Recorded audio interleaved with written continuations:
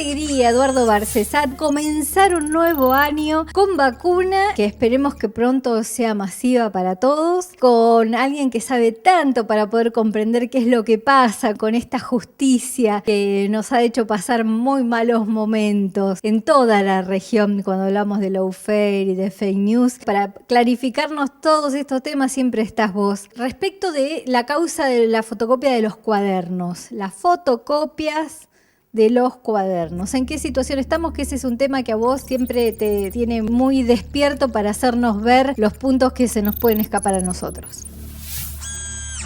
2 o 3 hechos nuevos en el tema que no digo definitorios todavía, pero habría que ponerlos en conocimiento de la opinión pública. Primero, que hubo 2 fallos, uno de la jueza doctora Servini, el otro del doctor Martínez Di Giorgi, donde respecto de desprendimientos de la causa de los cuadernos, es decir, aquello que tuvo su origen en esa causa, pero que por razones de competencia se derivó a otro juzgado para que prosiguiera en forma independiente. Esas 2 causas, en curso del año pasado, merecieron sendos dictámenes fiscales, resoluciones de los jueces, declararon la nulidad de la actuación instructoria llevada a cabo por el entonces juez federal Claudio Bonadío y su inefable binomio, el fiscal multiprocesado Carlos Stornelli, ¿no? Eso me pareció de suma importancia y todavía más diría lo que aconteció en sede,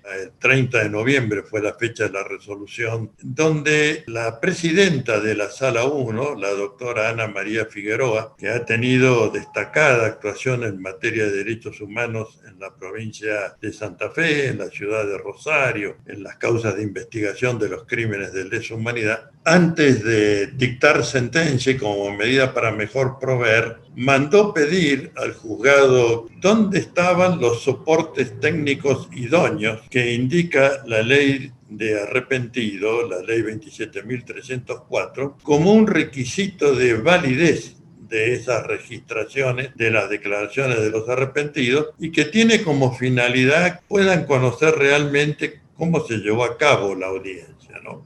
La grabación en la cual testificaron. Como estamos haciendo nosotros ahora. Está la imagen, está la voz, está la autoridad que venís a ser vos y aquí está el declarante. Fue una especie de vodevil jurídico, me hizo acordar a un juego por lo menos de infancia que se llamaba el Don Pirulero. La cuestión es que llega el oficio al juzgado a cargo ahora interinamente de Martínez Di Giorgi, él se lo gira al fiscal, que es Stornelli, y Stornelli dice, todo lo que había yo se lo mandé al tribunal oral número 8. Cuando le preguntaron al tribunal ese qué es lo que tenía, dice, yo registro, soporte técnico, no tengo ninguno. Los soportes técnicos no existen. Alarmado, el fiscal de la Casación Federal, el doctor Raúl Ple, se enojó con la presidenta de la Sala 1 diciendo que para qué se pidió esto si ya se sabe que esto está en actuaciones que fueron registradas, en actas escritas, firmadas por los declarantes y que hay que otorgarles plena validez a ellas. La respuesta de la presidenta de la Sala le recordó primero al fiscal que el día en que se recibieron las audiencias orales de debate en la casación, que fue el 24 de septiembre pasado, él no intervino, mandó una simple nota para reafirmar la postura de que todo está fantástico, de que no hay ninguna nulidad. Y ahora se acuerda y viene a decir enfáticamente cómo se les ocurre ir a pedir las declaraciones. Puedo decir que yo intervine en la audiencia del 24 de septiembre, representando como abogado defensor al ingeniero Ferreira, y allí recordé los términos exactos de lo que fue la conversación entre Stornelli y Ferreira, donde Stornelli le dijo, bueno, acá las reglas de juego son así, vos tenés que declarar algo contra los mugrientos, esto es textual, los mugrientos eran el fallecido expresidente Néstor Kirchner y la actual vicepresidenta Cristina Fernández de Kirchner, ¿no? Por supuesto, Ferreira preguntó quién eran los mugrientos y la respuesta de Stornelli fue precisamente estas 2 personas, ¿no? Cuando le pidió que declarara algo contra ellos, dijo, no, yo no puedo hablar mal de aquellos que comparto y simpatizo políticamente, aunque los he visto una sola vez a Néstor y no la conozco personalmente a Cristina, pero de ninguna manera voy a ponerme a inventar cosas inexistentes. Y quedó preso, por decir la verdad, quedó preso. O declaraban lo que querían escuchar o quedaban presos. Esa fue la metodología. Esta fue la metodología extorsiva. Recordemos que el propio fiscal Stornelli, en declaraciones al diario La Nación, dijo: no hay sortija para todos, como diciendo, muchachos, o se apuran a declarar algo o se cancelan las excarcelaciones, ¿no? El voto de la doctora Ana María Figueroa es una pieza de derecho público, procesal, constitucional, penal y de los tratados internacionales de derechos humanos. Realmente es una maravilla el voto, determinando la inconstitucionalidad de la ley del arrepentido y la nulidad, en particular, de las declaraciones que se tomaron por no haber mediado ningún registro y por todas las manifestaciones ya conocidas, tanto de damnificados que volvieron a arrepentirse y transmitieron a la opinión pública que dijeron eso, porque si no esa noche dormían en calabozo y no en la casa, ¿no? Y a pesar de todo eso, el voto de mayoría, es decir, de los otros dos integrantes de la Sala 1, desgraciadamente fue adversa a las pretensiones de las defensas. El único argumento que emplearon en el voto más desarrollado, que es el del doctor Barrueta Beña, dice que como la ley no prevé expresamente la sanción de nulidad si es que no se registra en soporte técnico, no hay por qué decretar la nulidad. En la teoría del derecho se enseña que validez y nulidad son la contracara uno del otro. Si la ley establece como requisito de validez que tiene que haber un soporte técnico, si no existe eso es la nulidad, porque no hay otra alternativa. En el derecho un acto no puede ser al mismo tiempo válido y nulo. Para ser válido tenía que tener registro. No tiene registro, entonces inválido. La cuestión es que con ese único fundamento, el tema ahora ha sido llevado a la Corte, pero tenemos que esperar a ver si la Cámara de Casación nos concede ir a la Corte, si no tendremos que ir en queja, que es más tiempo. Entonces, uniendo los votos de fiscales y de jueces que dijeron frente a ramificaciones de la causa de los cuadernos, que era todo nulo esto, sumé el voto de la doctora Ana María Figueroa más la constancia objetiva, verificada, con informe del juzgado de primera instancia y de la Cámara y del Tribunal Oral de que no había registro de las audiencias de los arrepentidos, y le he planteado un pedido de reapertura de causa que inicié en el año 2018 cuando tomé la defensa de Ferreira y vi el expediente. Además de sentir escalofríos por las cosas que encontré, planteé de inmediato una querella contra Bonadío, contra Stornelli y contra todo tribunal superior que hubiere convalidado lo hecho por este binomio de terror jurisdiccional, ¿no? Vamos a ver si el juez de Di Giorgi, que ha dado alguna muestra de inquietud en este tema, porque él mismo es uno de los que declaró la nulidad de estos desprendimientos de la causa de los cuadernos, ahora respeta la doctrina del acto propio y aunque tendrá que enfrentarse con su propia decisión, y fue una decisión un poco perversa, quiero decírselo a la audiencia, ¿no? Dijeron que estos argumentos eran argucias de abogado defensor y los hechos denunciados eran meramente conjeturales. Hoy ya nadie puede decir que sean meramente conjeturales. Además, se agrega, y lo hemos invocado, el episodio de que 6 de los 8 cuadernos quemados, la gente se preguntará, ¿y por qué los 6 y no los 8? Porque los 2 que faltan son los que corresponden a los grandes empresarios, tipo Paolo Rocca, etcétera, que son amigos del poder y por lo tanto son injusticiables. De modo que los 6 cuadernos que corresponden a los más pichis y exfuncionarios de los gobiernos kirchneristas son los que están en juego. Esta es la circunstancia y aguardamos a ver si la Corte Suprema sale de su letargo de 4 años. Quiero aclarar que la Corte tiene planteos de nulidad de estas declaraciones truchas desde hace más de 2 años y todavía no ha dicho una palabra. En 2 años no ha dicho una palabra. Para reponer a 2 jueces mal nombrados, declaró la cuestión de gravedad institucional, abrió el persalto. Pero esto, que es el caso más paradigmático en la justicia argentina del lawfare, no le han advertido la gravedad institucional, no han advertido que hay derechos y garantías constitucionales y de los tratados. Esta es la situación dolorosa por la que estamos atravesando a 1 año del gobierno democrático elegido por el pueblo y que comprometió una reforma judicial, alguna funcionalidad nueva para la Corte Suprema, de manera que pueda salir de este letargo que, repito, es tóxico desde el punto de vista institucional, pero todavía estamos allí, ¿no?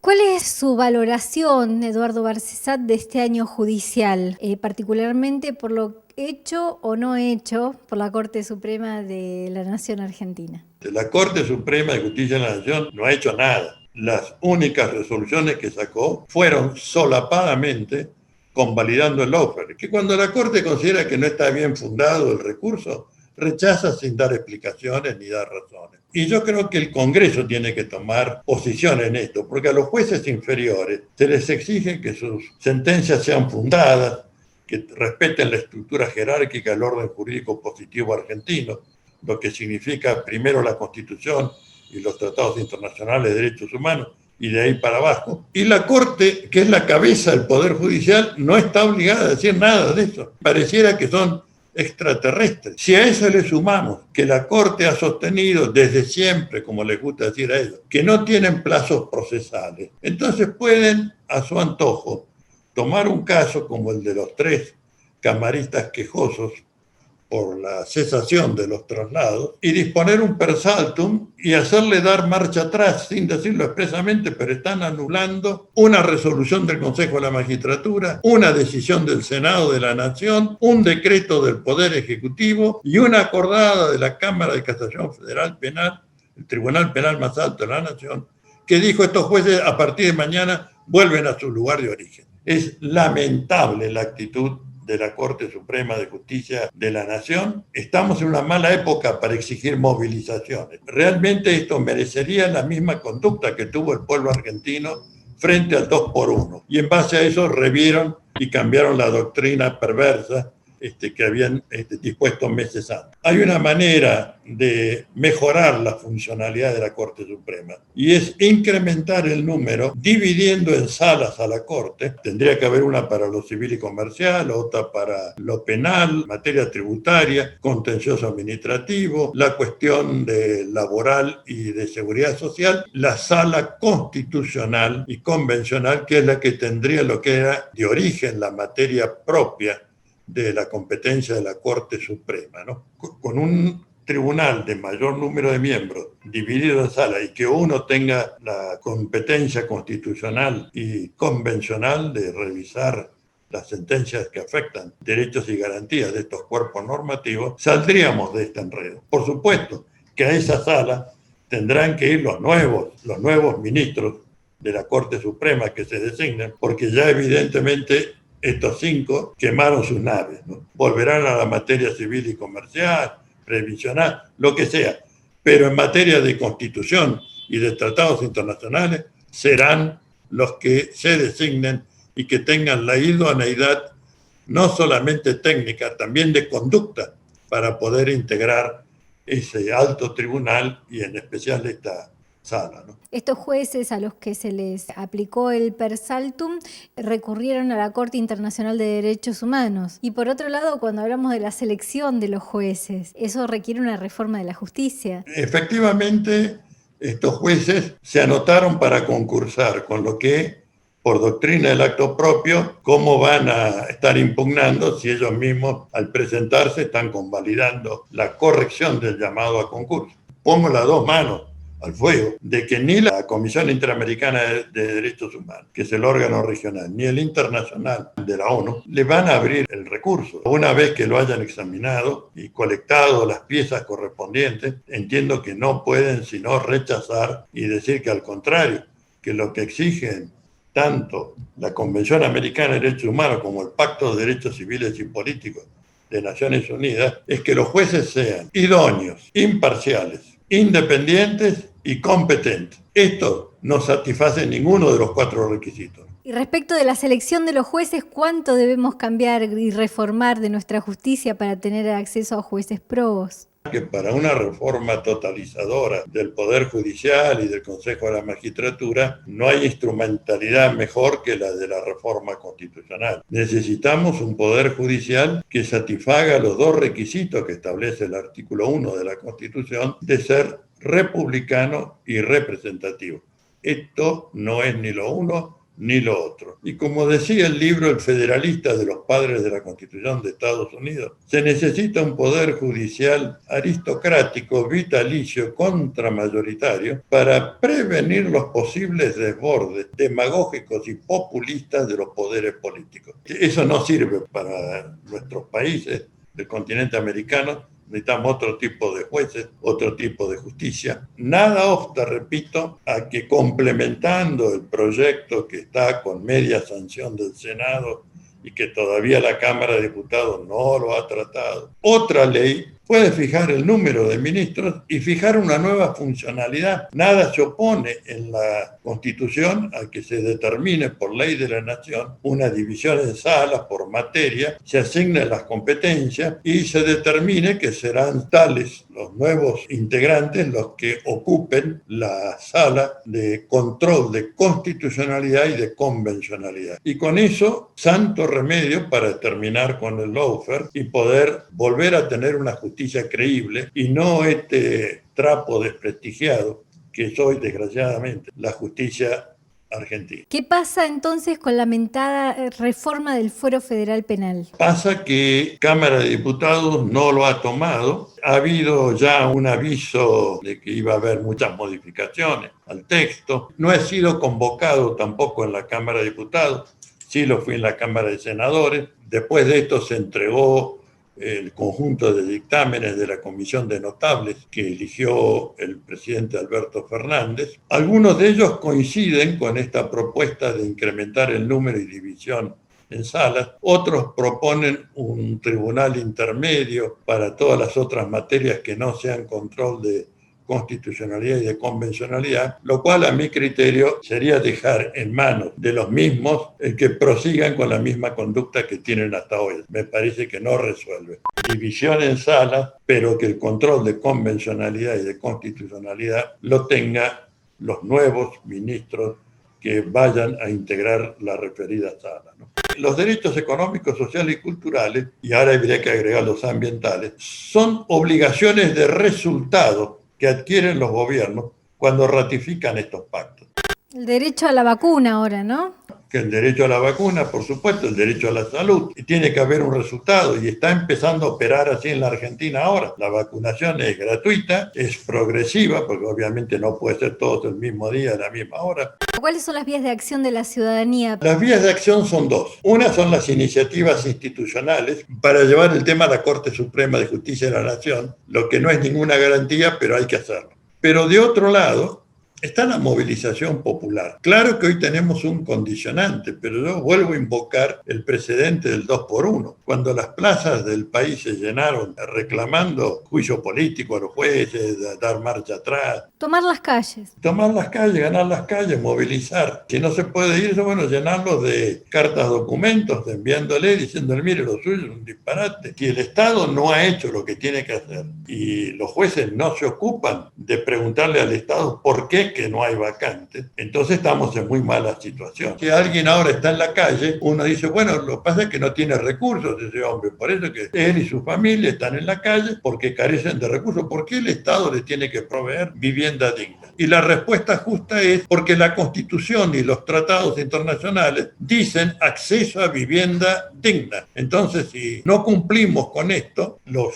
tratados internacionales de derechos humanos pasan a convertirse en un manipuleo del psiquismo humano, donde uno lee el texto y dice, pero qué fenómeno estoy, yo tengo derecho a todo esto. Pero en la vida material y cotidiana no tienen ni lo uno ni lo otro. Y cuando va a reclamárselo a los jueces, le salen con un paga Dios o el más folclórico, anda a cantarle a Gardel, ¿no? Esto no es derechos humanos. Estas son posturas esencialmente negadoras de la naturaleza de los derechos humanos, y esto hay que señalarlo con toda vehemencia, porque los dos ministros de la Corte que incorporó Macri, los dos son escépticos, si es que no quiero ponerle un término más grave, respecto de la exigibilidad de los derechos económicos, sociales y culturales. Necesitamos profesores para que les expliquen qué significa aprobar un texto de derechos económicos, sociales, culturales, y ahora se le agrega ambientales. Respecto de la vacuna Pfizer, los condicionamientos que hay detrás, seguramente ustedes han puesto la lupa ahí, porque si algo que ustedes defienden son nuestros recursos naturales y nuestra soberanía sobre los mismos. Después nos invaden. Pfizer, según ha hecho público el doctor Jorge Rachid, que doy fe que es un hombre serio y de muy buena posición en estos temas, Pfizer era exigido de que haya un respaldo de riquezas y recursos naturales de Argentina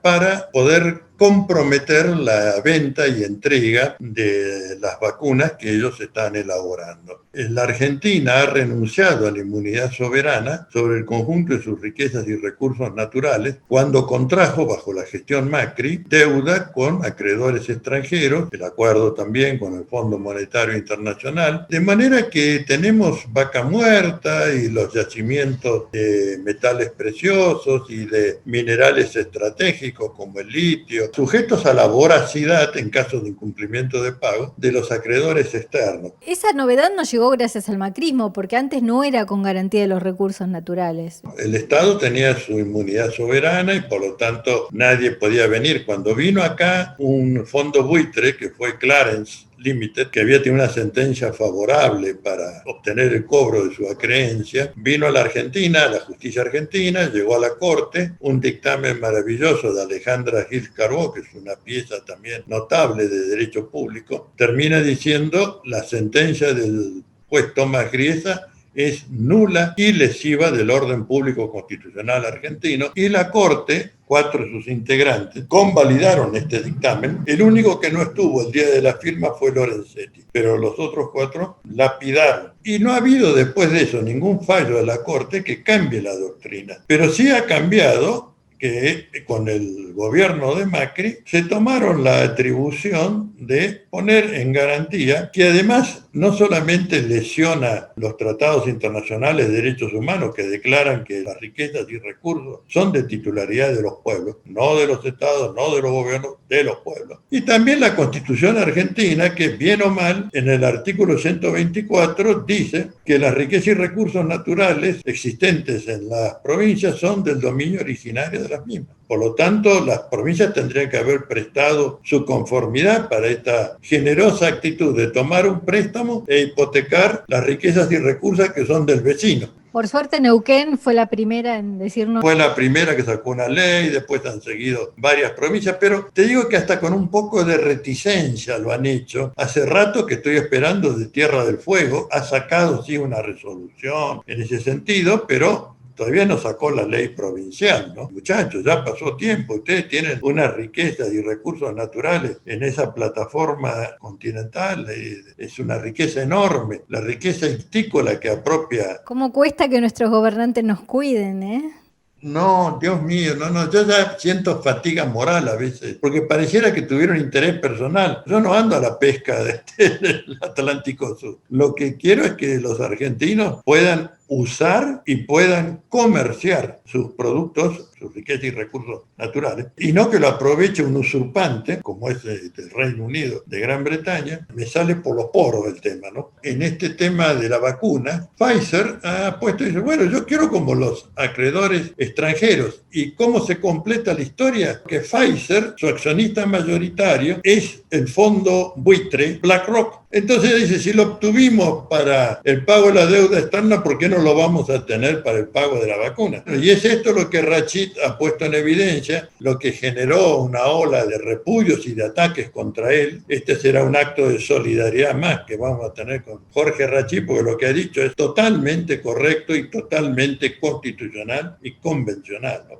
¿Cómo juegan con la vida de la gente? No tienen ningún límite moral, no tienen límite. Hay un bloque de países que han tenido, y algunos tienen, el socialismo, y que han salido a una lucha abierta contra la pandemia, tomando medidas de precaución, de seguridad, de aislamiento, etcétera, etcétera, y a su vez han trabajado mañana, tarde y noche para lograr las vacunas lo antes posible, y las han puesto a disposición de la humanidad sin reticencia, y están después estos mercenarios mercaderes de la salud que ven en ello un gran negocio, y debe serlo por lo que cuestan sus vacunas, para obtener beneficios económicos, y si no obtienen beneficios económicos, que la gente se muera no les preocupa mucho, ¿no? Y si esa es la postura, hay que señalar, esto no es derechos humanos, y los medicamentos son un derecho humano, porque forman parte del derecho a la vida, a la salud y a la integridad de las personas. Eduardo, gracias. Estoy muy contenta y muy agradecida por tu tiempo y nos vamos a volver a reencontrar. Las puertas para vos, como siempre, están abiertas. Bueno, hasta pronto. Que siga bien, Julieta. Hasta luego.